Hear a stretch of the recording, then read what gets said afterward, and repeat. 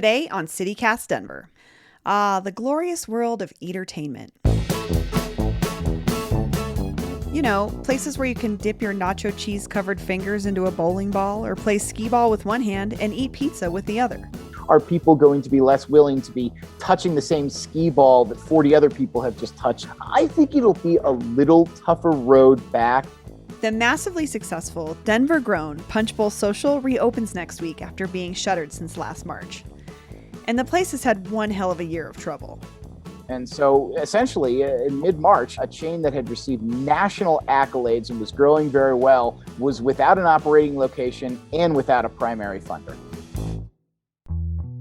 Today is Thursday, May 6th, 2021. I'm Bree Davies, and this is CityCast Denver.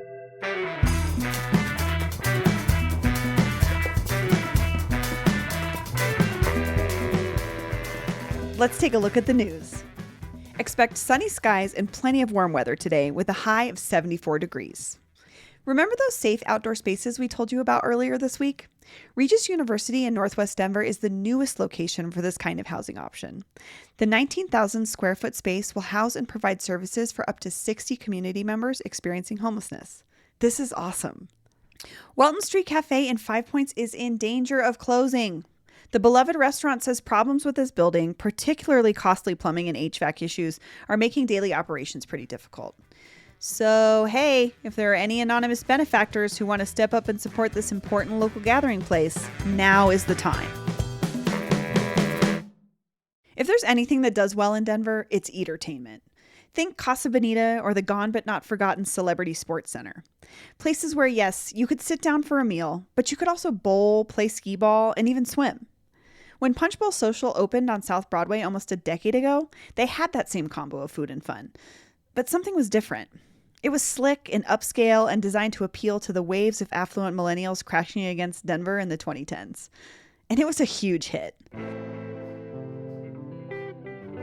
They opened a second location and then a third, and at its peak, there were 20 Punch Bowl Socials across the country, from Milwaukee to Miami. Punch Bowl Social in Wynwood. As CBS 4's Lisa Petrulla found out, this new artsy interactive eatery can keep you entertained for hours. But then came COVID-19, a virus uniquely suited to ruin the eatertainment.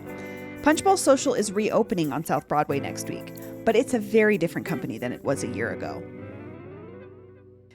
I know he's in a real office. Yeah, I'm at the Capitol, and you have to wear a suit and tie to get onto the floor of the House of the Senate. So I am always dressed up when I'm down here. It's a rare sight to see these days. Ed Sealover at the Denver Business Journal has been following Punch Bowl Social's rise and fall and possible rise again. He joins the show today to give us a look inside and help us understand the question, is there a place for eatertainment in our new normal? Could you tell me, what is Punch Bowl Social? Punch Bowl Social is a 9-year-old eatertainment concept that was launched by local restaurant entrepreneur Robert Thompson with the idea of giving people games to play, from skee ball to virtual reality to miniature golf, along with the idea of combining that with a top-notch bar and scratch-made food. In other words, kind of adding something to the concept you hadn't seen before, when a lot of places were serving you, microwave-style food with a lot of games to play. And it is a concept that grew pretty rapidly. People took to it, and Thompson found a series of investors that wanted to put larger and larger amounts into the concept over the past 9 years. It grew at its height to 20 locations, and these were locations that captured a lot of attention. New at 11, after 3 years of planning, a unique restaurant and gaming center is open in the East Village. It's called Punch Bowl Social. The historic flight control tower at the old Stapleton Airport, home now to Punch Bowl Social's newest Colorado location. This was a chain that was on a lot of industry publications, that was consistently awarded by Ernst & Young for its entrepreneurship. This was a chain, for example, that in 2017 had revenue of $54.8 million. It grew to $89.8 $1.37 million in 2018. According to records it had submitted to us for listings that we do. I mean, that's a pretty enormous size growth there. If I'm spitballing that, about a 50% growth in just 1 year from 2017 to 2018. And this is a company that attracted $140 million investment from Cracker Barrel. So they clearly saw this as an even bigger growth potential. But needless to say, this was a company that was putting Denver and Denver's ability to grow companies like this on the map of a lot of people watching the restaurant and entertainment industries. So Punch Bowl Social sees this insane sprint of growth through the 2010s. Then March 2020, something big is coming. And then the pandemic came along and hit this chain arguably as hard, if not harder, than it hit any other kind of chain in America. They shut down all 20 of their locations immediately because they realized that they couldn't bring in people to play anymore. And the people who had come there probably weren't going to be calling up and saying, hey, I'd like to get your burger. That wasn't why you go to Punch Bowl Social. You go there to be in groups. And about the same time that the pandemic hit, their primary funder, which was Cracker Barrel, also decided that they were going to pull out of Punch Bowl Social. They had seen that this is going to be a reckoning financially, the pandemic on this chain, and they decided to concentrate on their own business and no longer offer it any help. And so essentially in mid-March, a chain that had received national accolades and was growing very well was without an operating location and without a primary funder. Can you tell me about the man that created Punch Bowl Social, Robert Thompson? I know you were talking to him all through last year as this saga was unfolding, and I'm wondering how he was handling it or sort of what happened with his part in the business. Yeah, absolutely. I mean, Robert Thompson, especially after getting the notice from Cracker Barrel that it would stop funding Punch Bowl, spent months and months trying to find new investors, which I think would have been a tough task to begin with, but it became Herculean at the time when everything is closed down and you really don't know what the future of in-person entertainment is going to be. By about August, he had gone through 6 very serious lookers who didn't take it and gone through about 80 different interviews, he told me. And he was very invested in it. This was not Thompson's first ride. He had tried a number of concepts here in the Denver area. But once Punch Bowl really got up and going, he put the rest of them aside and closed them and said, we are all in on Punch Bowl. I know he cared deeply about it. And I know this was a very frustrating year for him to see something like this that you can't put in any business plan happen.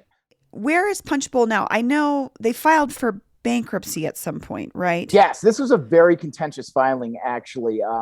Punch Bowl's main lender, and I say that to differentiate them from their main funder, who was the Cracker Barrel chain, but their main lender was Crowdout Capital of Austin, Texas. And when everything fell apart, Crowdout put in a foreclosure filing on them and was going to technically sell them at auction on December 28th. Basically, Crowdout was looking to buy the chain itself at that point, figuring there's no other owners, we're going to go forward with it.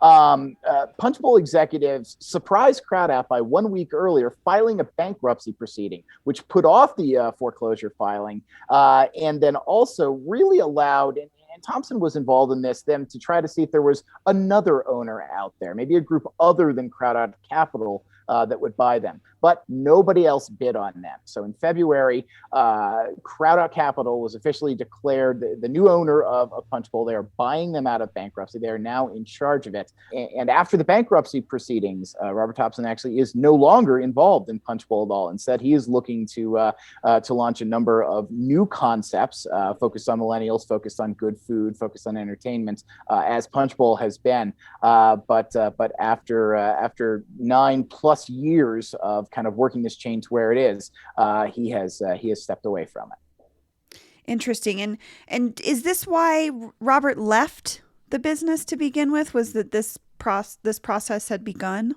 It clearly, I've never owned a business, but I don't imagine you get into business to be owned by your primary lender.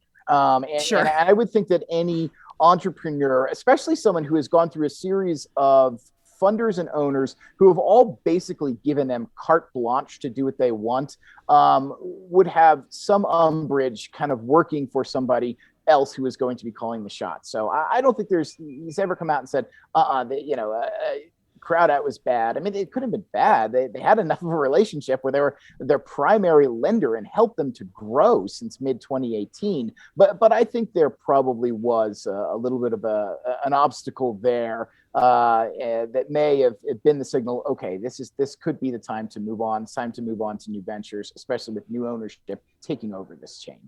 So next week, Punch Bowl Social on Broadway is reopening. The one in the old Stapleton air traffic control tower in the Central Park neighborhood is not, but the South Broadway one seems to be more viable, at least I can see it.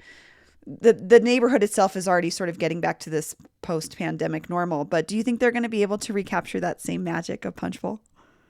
That is the $1 million question, and for Crowd Out Capital, it's much more than $1 million they've invested in this question. Punch Bowl was doing very well before the recession and before the pandemic. The question is whether people are going to return to those old ways and how soon. This is a chain that needs people to come in large groups, to order big plates of food for their table that they're willing to share with everyone, to order lots of drinks. I don't think there's any problem with that either way. And I don't think we know yet whether those groups are willing to return. Now, Punch Bowl does cater to a younger demographic that seems more willing to get out right now from everything you've read among surveys and go back to their old ways. So in that way, it seems like there could be a decent bet, but are people going to be less willing to be touching the same skee ball that 40 other people have just touched? I think it'll be a little tougher road back. I think the crowds will be maybe somewhat more reticent, at least than they were before the pandemic, to go back there. But if a year from now we can say we're back to normal, Punch Bowl should theoretically be back to normal. It's just a question of whether that normal comes. Sure. Well, Ed, thank you so much for joining me today.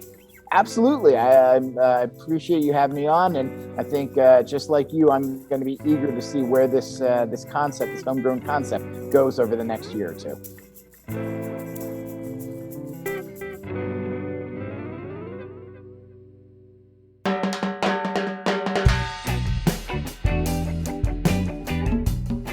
That's all for today here on CityCast Denver. If you enjoyed the show, why not take a minute to tell a friend about us, rate the show wherever you get your podcasts, and subscribe to our stellar morning newsletter. We'll be back tomorrow morning with more news from around the city. See you later.